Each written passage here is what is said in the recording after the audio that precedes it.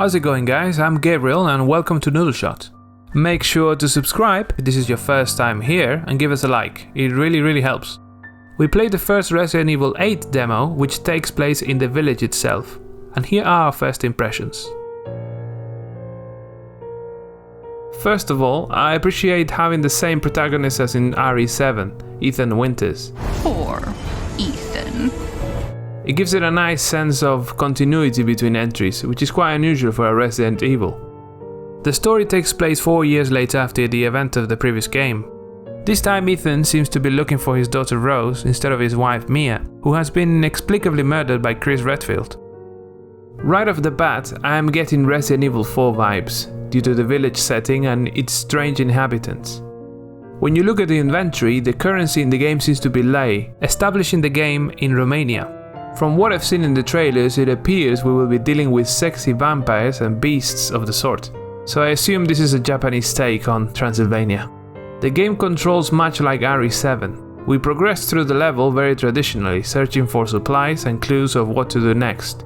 It quickly becomes apparent that we need to solve a typical RE puzzle, finding 2 crests and fitting them in the door that leads to the castle.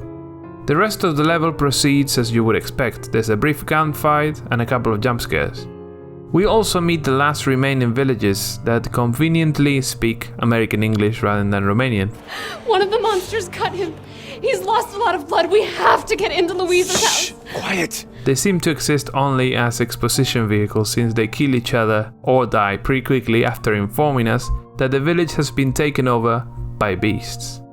Why is everyone dying on me?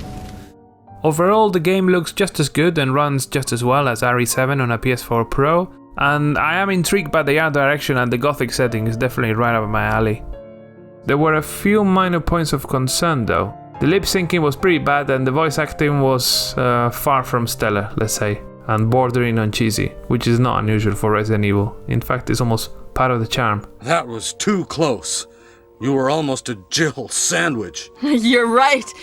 Barry, thanks for saving my life. Generally, it wasn't nearly as creepy and scary as the opening of RE7. While I doubt Capcom will be reinventing the wheel when it comes to the RE formula on this one, I hope they are keeping some nice surprises for us both gameplay and story-wise. The demo was over pretty quickly, but it did its job and left me wanting more. But what do you guys think? Let us know in the comments.